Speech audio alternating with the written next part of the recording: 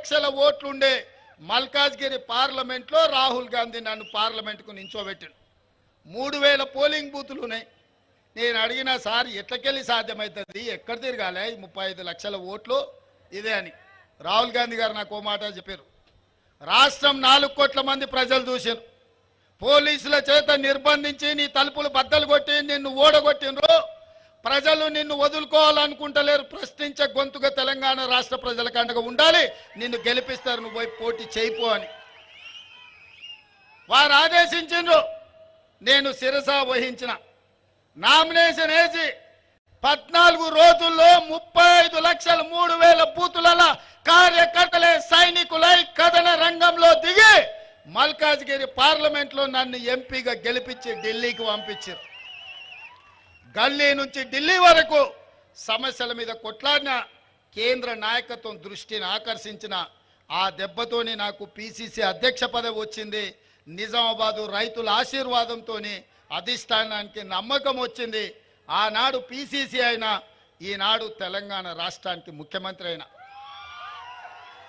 ఒకవేళ 2018 డిసెంబర్లో ఎమ్మెల్యేగా ఓడకపోయినుంటే, ఎమ్మెల్యే గెలిస్తే ఈయన్నే మడుగులో చంద్రశేఖరరావుతో కొట్లాడుకుంటూ ఈయన్నే ఉండిపోతుంటేనేమో. కానీ ఒక్కొక్కసారి అదృష్టం ఓటమిని కూడా గెలుపుకు పునాదులేస్తుంది. 2018 ఓటమి 2023 డిసెంబర్లో ముఖ్యమంత్రి కావడానికి ఉపయోగపడ్డది. మిత్రులారా, నేను ఎందుకు ఈ ఉదాహరణ చెప్తుంటా అంటే, మొన్న జరిగిన ఎన్నికల్లో జీవనాన్న ఎమ్మెల్యే ఓడిపోయింది దురదృష్టం కాదు, అదృష్టమే.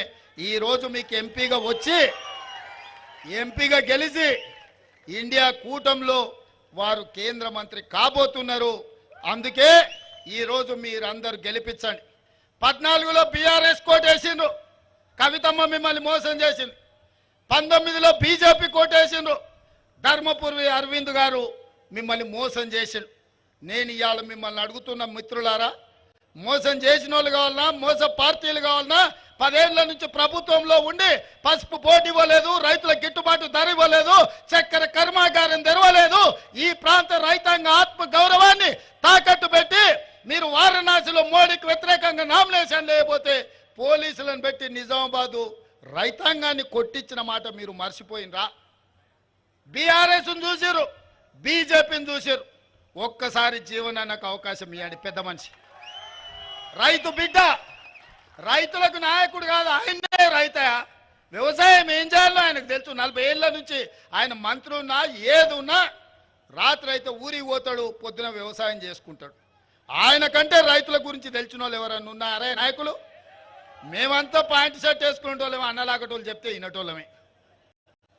ధర్మపురి అరవింద్కు వ్యవసాయం తెలుసానే? అడుగురి పోయి పల్లీలు ఏడుంటాయంటే చెట్టుకత్తే పైన తెంచుకోవాలని చెప్తాడు. అవునా? అందుకోసమని అట్లాటోళ్ళని మనం ఎన్నుకొని ఓటేస్తే ఎట్లయితుందో చూసిరు. సరే, కవితమ్మ గురించి నేను చెప్పాల్సిన పని లేదు, ఇక బాజిరెడ్డి గోవర్ధన్ గురించి నేను అడగాల్సిన పని లేదు. ఆయన గిన ఓటేస్తారంటే ఆయన కొడుకులు అచ్చోసిన ఆంబోతులాగా మీ మీద పడతారు. గోవర్ధన్ గిన ఓటేస్తారా వాళ్ళ కొడుకులంతా మీ మీద పడతారు. మీరు ఇక మళ్ళీ నెల హఫ్తాలు కట్టాల్సిందే. పాల పైసలు, కూరగాయల పైసలు తీసుకొచ్చి వాళ్ళకి ఇచ్చిపోవాల్సి వస్తుంది పట్టణానికి, టౌన్కి వస్తే. అందుకే మిత్రులారా, ఇవాళ పదే గుడి గురించి